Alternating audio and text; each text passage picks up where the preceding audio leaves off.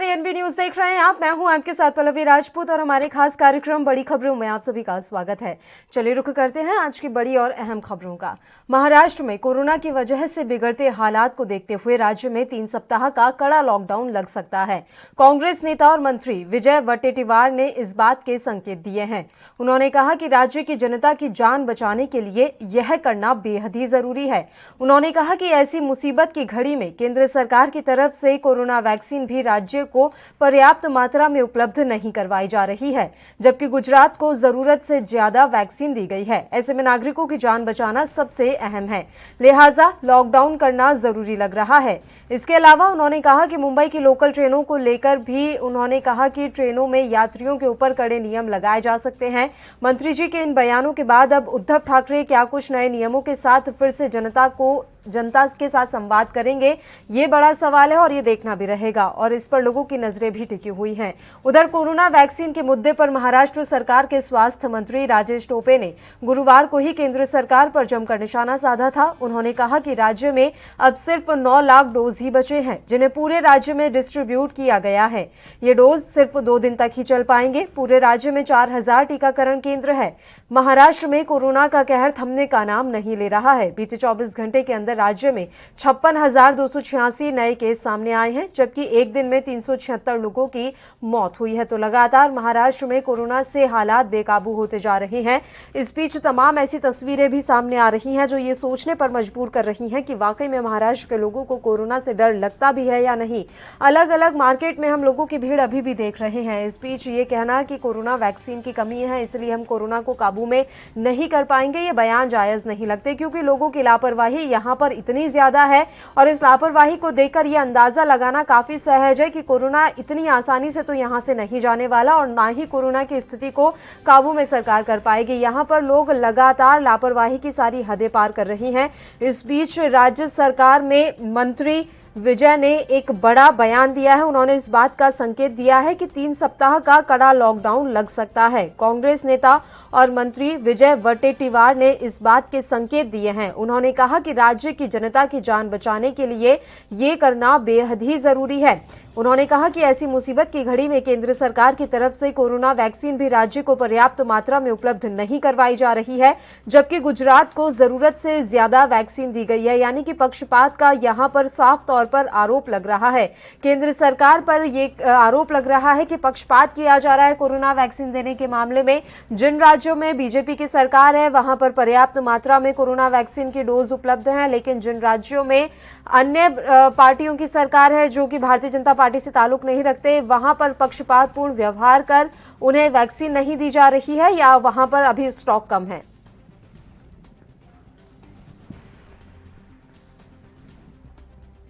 तो महाराष्ट्र में कोरोना की वजह से बिगड़ते हालात को देखते हुए राज्य में 3 सप्ताह का कड़ा लॉकडाउन लग सकता है।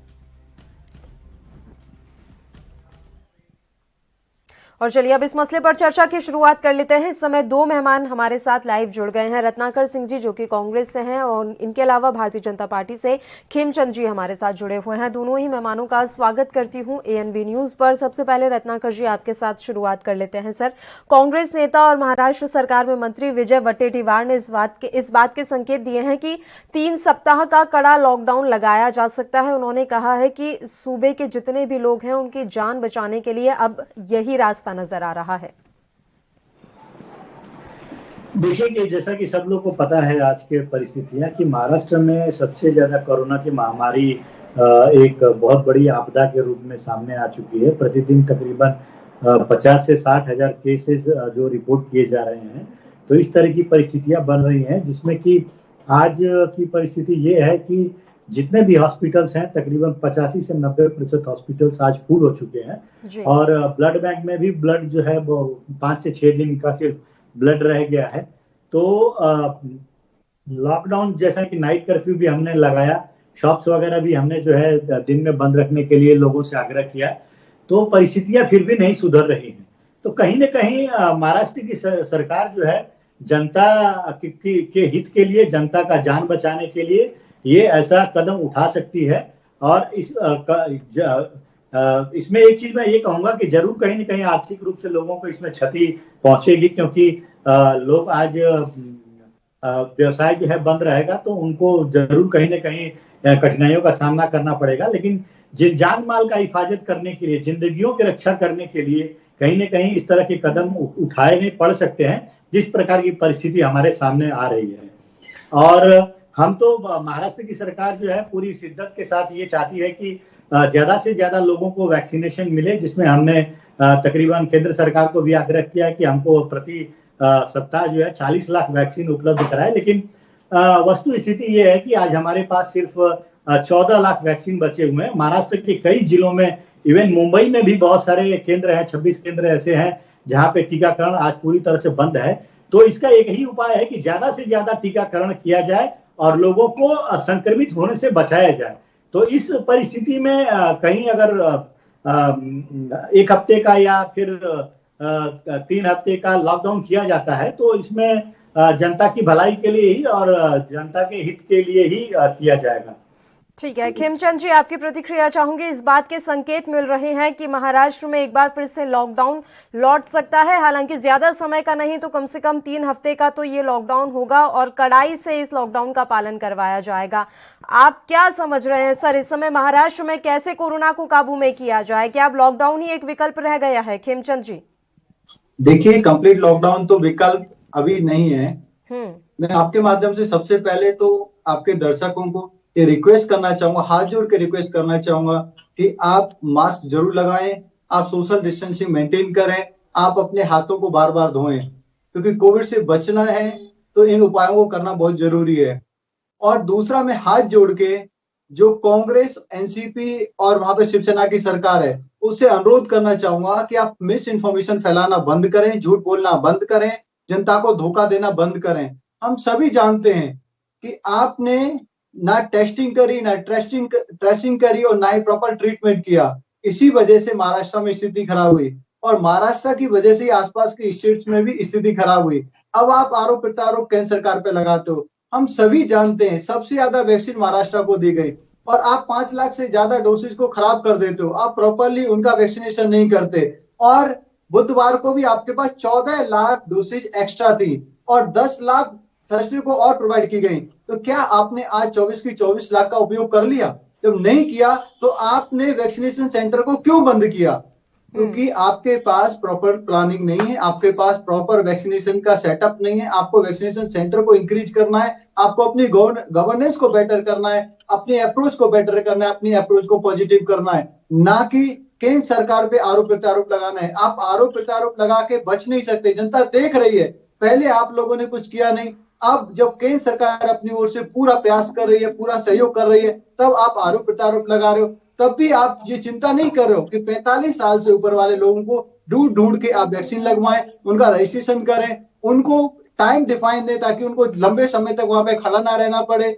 लंबे समय तक यदि कोई खड़ा रहेगा, भीड़ भाड़ होगी तो वहां भी बीमारी फैलने के चांसेज है। तो वो व्यवस्था करने में आप अपना समय नहीं लगा रहे। मैं आपसे अनुरोध करूंगा, जब पीएम साहब ने जो आह्वान किया है कि 11 से 14 तक हम टीका अभियान चलाएं, उस टीका अभियान में सहयोग करें। ये टीका अभियान वैक्सीन उत्सव को लेकर ही तमाम सवाल खड़े हो रहे हैं खेमचंद जी। वो लगातार ये बात कह रहे हैं कि उत्सव मनाने का समय नहीं है, ये वैक्सीन की कमी एक अति गंभीर समस्या है। राहुल गांधी का ट्वीट तो आपने भी पढ़ा होगा, वो कह रहे हैं ये उत्सव मनाने का समय नहीं है। मैडम आपको बताऊं, राहुल गांधी जी तो ओवर टाइम काम कर रहे हैं कि जो विदेशी वैक्सीन है उसको अप्रूवल मिले ताकि उनको जो कमीशन खोरी आ सके, उनको पैसा मिल सके, उनके विदेशी जो अकाउंट है वहां पे पैसा डिपॉजिट हो सके। उनको सच्चाई से कोई लेना देना नहीं है। मैं आपके टीवी के माध्यम से फिर बता दूं, देश में वैक्सीन की कोई कमी नहीं है।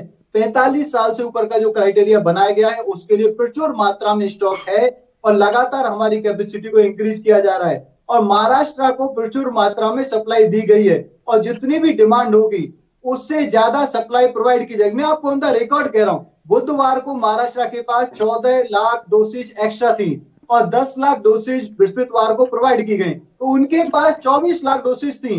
क्या उनका उपयोग किया? व्हाइट पेपर लाके आप पब्लिश करें, आप बताएं कितनी डोसेज आपने लगाए। जब नहीं लगा सकते, आपकी कैपेसिटी नहीं है, तो हल्ला क्यों मचाते हो? आपको जितनी कैपेसिटी है, आप जितनी डोसेज देना चाहते हैं उससे ज्यादा केंद्र सरकार आपको प्रोवाइड करने को तैयार है। केंद्र के पास किसी भी तरीके की कमी नहीं है। अगर कमी होगी तो बता दी जाएगी, लेकिन ऐसी कोई कमी है नहीं। कैपेसिटी लगातार इंक्रीज हो रही है। यहाँ जरूरत है कि हम कंस्ट्रक्टिव तरीके से काम करें, मिलके काम करें, दोषारोपित ना करें और अपनी कमियों को दूर करें। अभी जो महाराष्ट्र सरकार की जो कमियां हैं, जो उनको लोगों को प्रेरित करना है, आइडेंटिफाई करना है और वैक्सीनेशन सेंटर तक ले जाना है और वैक्सीनेशन सेंटर की संख्या को बढ़ाना है, उस पर उनको काम करना चाहिए, ना कि व्यर्थ में आरोप प्रत्यारोप लगाए। अरे भैया 5-7 लाख वैक्सीन तो आपके यहाँ पे खराब हो गए, 5-7 लाख और लोगों को वहां पे डोसेज लग सकती थी, तो उसकी व्यवस्था करें कि कम से कम आपको 0% तक आना चाहिए कि वेस्टेज हो, क्योंकि महाराष्ट्र अमीर स्टेट है। महाराष्ट्र रत्नाकर जी कुछ कहना चाह रहे हैं खेमचंद जी, उन्हें शायद यूपी की तरह वो गरीब स्टेट तो नहीं है।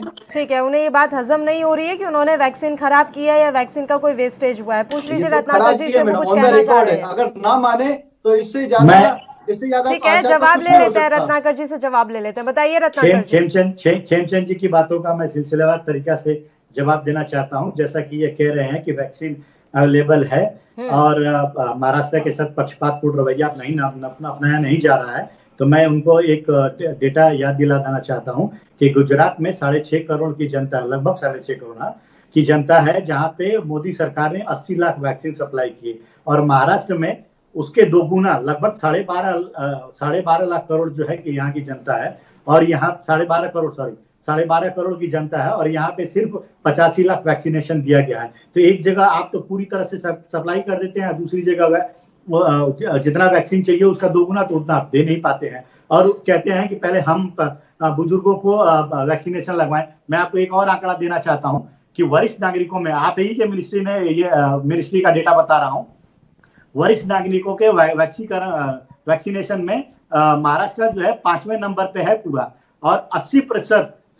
जो स्वास्थ्य कर्मियां हैं उनके कर्मियों को हमने टीकाकरण करा दिया है। 73% जो फ्रंटल श्रमिक हैं उनमें 5 बेहतरीन राज्यों में महाराष्ट्र ने काम किया है। तो ये आपकी गलतफहमी है। 11 से 14 तारीख का जो टीकोत्सव मनाने का जो आप प्रयास कर रहे हैं, जो कह रहे हैं कि टीकोत्सव मनाइए, ये अभी समय उत्सव मनाने का नहीं है। आप हमें वैक्सीन दीजिए। हम कह रहे हैं कि हम प्रति सप्ताह जो है 40 लाख वैक्सीन लगवाएंगे, लेकिन आप हमें 40 लाख वैक्सीन प्रति सप्ताह, मतलब आप समझिए लगभग 6-7 लाख के करीब हम हर रोज वैक्सीनेशन का टारगेट लेके चल रहे हैं, लेकिन आप कह रहे हैं कि 14 लाख ऑलरेडी है, 10 लाख हमने दिया है। अरे 2-3 दिन का वैक्सीनेशन आप देंगे और महाराष्ट्र के कई जिलों में जाके अगर आपके वहां पे कार्यकर्ता होंगे तो उनको दिखा लीजिएगा कि जहां पे वैक्सीनेशन खत्म हो गई है। और मुंबई जैसे शहर में आपको 26 सेंटर ऐसे हैं टीकाकरण जहां पे नहीं चालू है, वहां पे टीकाकरण बंद है। रही बात आपको वैक्सीनेशन के वेस्टेज की, तो मैं आपको बता दूं, एक और आंकड़ा आपको ही बता देता हूं कि पूरे राष्ट्र में जितना वैक्सीनेशन का वेस्टेज का रेशियो होता है, उस वेस्टेज का रेशियो का आधा वेस्टेज जो है हमने किया है। मतलब अगर 3% अगर वेस्टेज रेशियो है तो हमने सिर्फ पूरे देश का हमने सिर्फ 1.5% वेस्टेज किया है। तो आपको कहीं कहने का ये हक नहीं है कि हमने वैक्सीनेशन का वेस्टेज किया है। एक मिनिमम वेस्टेज कंसिडरेशन मान के चलते हैं, उसके बहुत सारे कारण होते हैं जिसका वेस्टेज होता है। तो आप गलत आरोप और झूठा आरोप लगाने से आप अपनी जिम्मेदारियों से बच नहीं सकते। मोदी जी से हम यही कहेंगे कि आज की वर्तमान जो परिस्थिति है, यह देश में पूरे राजनीति न करे और वैक्सीन सबको। पर रत्नाकर जी एक बात बताइए, ये वैक्सीन की कमी होना तो चलो अभी ये समस्या आई है, जब देश में कोरोना के केस लगातार गिर रहे थे तब भी महाराष्ट्र में स्थितियां खराब थी। शुरू से लेकर अभी तक कोरोना के मामले में महाराष्ट्र की स्थिति खराब ही रही है, तो ये फेलियर है किसका? देखिए, मैं आपको यह बता दूं एक चीज और कि महाराष्ट्र में और मेनली जो है मुंबई एक कॉमर्शियल सिटी है, जहां पे लोगों को लोग अगर 12 घंटे तो कम से कम अपने घर से बाहर रहते हैं और वो अपने व्यापार के सिलसिले में या नौकरी के सिलसिले में वो आते जाते रहते हैं। तो बहुत ही एक कर्मठ शहर है जहाँ पे लोग बाहर निकल के काम करते हैं। तो चूंकि लगभग 7-8 महीने लोग घर में बैठे थे, काम नहीं कर पा रहे थे और उनको रोजी रोटी की समस्याओं का रोज जूझना पड़ रहा था। इस वजह से जो है कहीं ना कहीं लोग इस कोरोना के डर को मन से निकाल करके और बाहर निकले, जिससे कि ये बहुत तेजी से फैला। और आपको एक और चीज बता दूं कि मुंबई जो है एक ऐसा जगह है जहाँ पे प्रति व्यक्ति घनत्व बहुत ज्यादा है। मतलब आप देखेंगे अगर स्लम एरिया में तो एक रूम में अगर 10-10 लोग रहते हैं, तो यहाँ पे घनत्व तो बहुत ज्यादा है, जिससे कि यह संक्रमण बहुत तेजी से फैलने का चांसेस रहता है। तो इस तरह से लोगों को संक्रमण बढ़ा है। लेकिन मेरा यही आग्रह है सारे जनता के, सारे लोगों से, सारे महाराष्ट्र की जनता से, सारे लोगों से कि इस संक्रमण पे काबू अगर पाना है, सरकार का साथ दीजिए और मास्क लगाइए, हैंड सैनिटाइजर का इस्तेमाल करिए। आपकी अपीलों का असर नजर नहीं आ रहा है रत्नाकर जी? आप तमाम तस्वीरें रोजाना देख रहे होंगे, दादर जैसे, नागपुर जैसे कई शहर और मार्केट है, इस तरीके से लोगों की भीड़ अभी नजर आती है। अपील किया, हमने जनता से अपील किया है और कहीं ना कहीं जनता जो है उस अपील को मैं कह सकता हूं कि ज्यादा उस पर ध्यान नहीं दिया है। इसकी वजह से जो संक्रमण बहुत ज्यादा बढ़ गया है, जिसकी वजह से हम लोग ये अगर आप लॉकडाउन लगाने पर विचार कर रहे हैं, आप ये सोच रहे हैं कि लॉकडाउन के नियमों का हम सख्ताई से पालन करवा लेंगे, तो अभी आपकी पुलिस क्या कर रही है सर? अभी भी तो सख्ती दिखाई जा सकती है। ऐसे मार्केट में इतनी भीड़ होने ही क्यों दी जा रही है?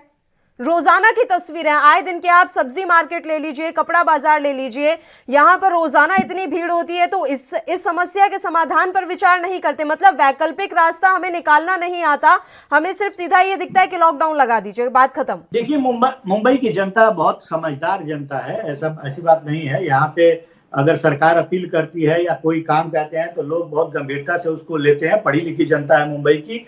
तो अगर कहीं न कहीं कुछ ऐसे लोग हैं जो बिना मास्क के और बाहर निकल के मंडियों में जाते हैं और खरीदारी करते हैं, तो उन्हीं लोगों को देखते हुए हम लोगों ने ये निर्णय लिया है कि नाइट कर्फ्यू जो है लागू कर दिया गया है और दुकानें वगैरह सारी जो है बंद करा दी गई है। और इनको एक और संदेश दिया जा रहा है महाराष्ट्र की जनता को कि अगर आप मुंबई की जनता को कि अगर आप कोरोना के नियमों को पालन नहीं करेंगे, अगर आप मास्क नहीं लगाएंगे, अगर आप भीड़ में जाएंगे, तो कहीं ना कहीं संपूर्ण लॉकडाउन की स्थिति बन जाएगी और इस मजबूरी की स्थिति में हमें लॉकडाउन करना पड़ेगा। क्योंकि देखिए, हमारे पास हम हॉस्पिटल बढ़ा नहीं सकते, हम बेड्स को बहुत ज्यादा बढ़ा नहीं सकते, हम जो इंफ्रास्ट्रक्चर है उसको ओवरनाइट बहुत ज्यादा क्रिएट नहीं कर सकते। हमारे पास आज 85% से लेकर 90% जो है बेड फुल हो चुके हैं। 5 से 6 दिन का जो है ब्लड बैंक बचा हुआ है। हम जनता से भी अपील कर रहे हैं कि वो रक्तदान करें। तो इस तरह से कहीं ना कहीं परिस्थितियों पर काबू पाने के लिए हम इस तरह का निर्णय ले सकते हैं आने वाले दिनों में। सीमित संसाधनों में स्थितियां कैसे सुधारें, यही सरकार को तय करना है। आपकी बात एकदम सही है। आखिरी कमेंट ले लेती हूँ एक बार खेमचंद जी से। बताइए खेमचंद जी। मैडम, बात नियत की है। महाराष्ट्र सरकार की नियत ही नहीं है काम करने की। पहले वो वसूलीखोरी में व्यक्त थे, उन्होंने देखा कि वे उनके जो मंत्री टारगेट देते हैं पुलिस ऑफिसर को कि आप 2-2 करोड़ दुकानों से लो, 2-2 करोड़ आप क्लब से लो, वो वसूलीखोरी में व्यस्त है। उनको चिंता नहीं थी कि जो विदेशों से लोग आ रहे हैं, यूरोप से लोग आ रहे हैं, यूएस से लोग आ रहे हैं, जहां पे महामारी बहुत तेजी से फैल रही है, नया स्वरूप कोविड का उनके पास है। तो ना ही उन्होंने विदेश से आए लोगों का ट्रेसिंग की, ना ही उन्होंने आइसोलेट किया, ना ही उनका इलाज किया। उन्होंने खूब कोरोना फैलाया। उसके अलावा लोकल स्तर पे भी जो मार्केट्स थी, वहां पे मास्क लगाना लोगों ने बंद कर दिया। सोशल डिस्टेंसिंग की तो दूर दूर तक बात मत करो। और महाराष्ट्र सरकार भी चैन की नींद सो गई कि अब तो कोविड चला गया, हमें कुछ करने की जरूरत नहीं है। जब परिस्थितियां गंभीर हुई तब भी वो जगे नहीं, लेकिन जब परिस्थितियां वॉश हो गई, उनके हाथ से निकलने लग गई, तब वो इधर उधर की बातें कर रहे हैं। तभी वो काम करने की बजाय दूसरों पे दोषारोपण कर रहे हैं। मैं अपने मित्र को बता दूं, भाई 1 करोड़ 6 लाख के आसपास तो 2-3 दिन पहले देती थी और 10 लाख से ज्यादा डोसेज अब और दे दी है।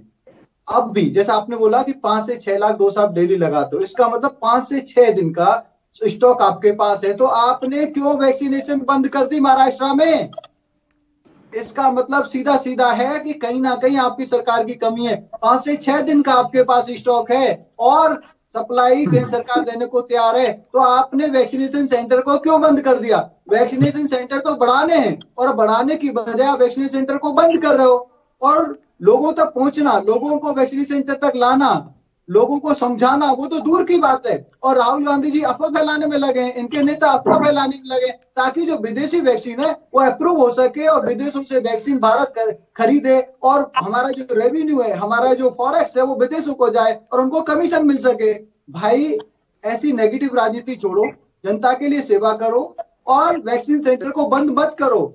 लॉजिकल बात करो। अगर आपके पास सच्चाई है तो व्हाइट पेपर जारी करो कि आपके पास इतना स्टॉक कम है। अब अपनी बातों से खुद ही कह रहे हो 5-6 लाख आपको चाहिए, 25 लाख से ज्यादा डोसेज हैं, 5-6 दिन की सप्लाई आपके पास है। और केंद्र सरकार भेज रही है।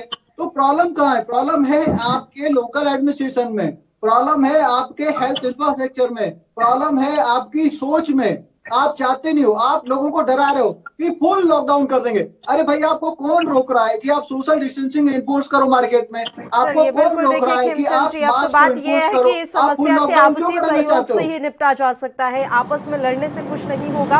आपसी सहयोग, आपसी समन्वय जितना बना रहेगा उसके उसी के आधार पर हम इस समस्या से लड़ पाएंगे, इस महामारी से लड़ पाएंगे। समय की कमी है इसलिए मैं आपको रोक रही हूँ सर। आप दोनों ही मेहमानों का शुक्रिया अदा करना चाहूंगी तमाम चर्चा के लिए आप हमारे साथ जुड़े इतने अहम मुद्दे पर। अब अगली खबर का रुख कर लेते हैं। राजधानी दिल्ली में तमाम प्रयासों के बावजूद कोरोना के नए मामले नहीं रुक रहे। दिल्ली के मुख्यमंत्री अरविंद केजरीवाल ने कोविड के बढ़ते मामलों को देखते हुए सभी स्कूलों को बंद करने का आदेश जारी कर दिया है। दिल्ली में हर रोज कोरोना के नए मामले बढ़ते जा रहे हैं, जिसको देखते हुए दिल्ली सरकार पहले भी कई बड़े फैसले लागू कर चुकी है। अरविंद केजरीवाल ने ट्वीट कर कहा कि दिल्ली में सभी स्कूल, सभी क्लासेस के लिए अगले आदेश तक उन्हें बंद कर दिया जा रहा है।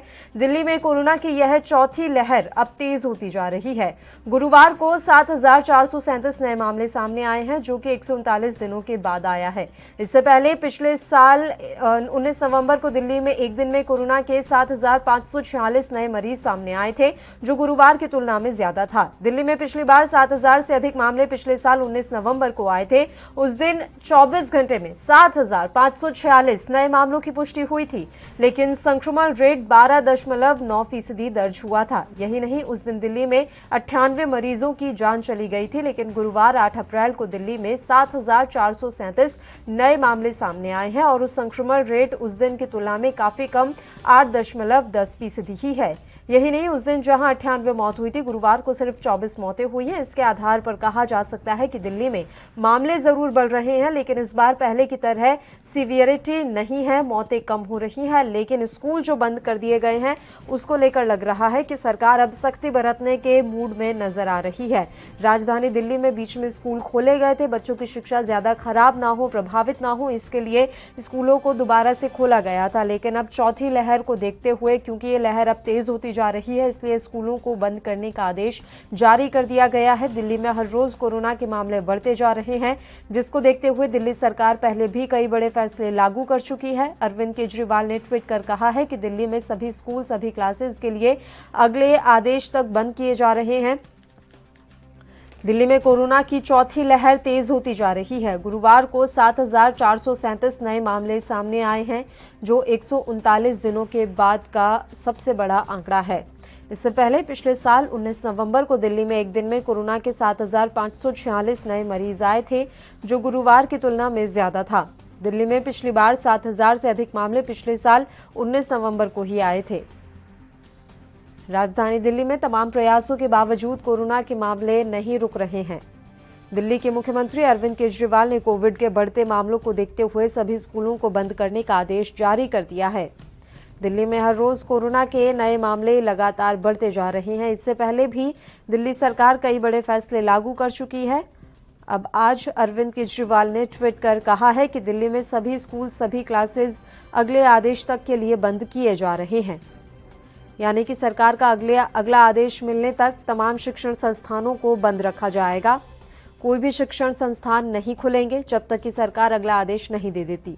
और हाल फिलहाल में तो यही संभावना नजर आ रही है कि स्कूल या फिर शिक्षण संस्थान नहीं खुलेंगे, क्योंकि कोरोना की चौथी लहर है राजधानी दिल्ली में। पूरे देश में कोरोना की दूसरी लहर है, लेकिन अकेले राजधानी दिल्ली में कोरोना की ये चौथी लहर है और ये लहर अब तेज होती हुई नजर आ रही है।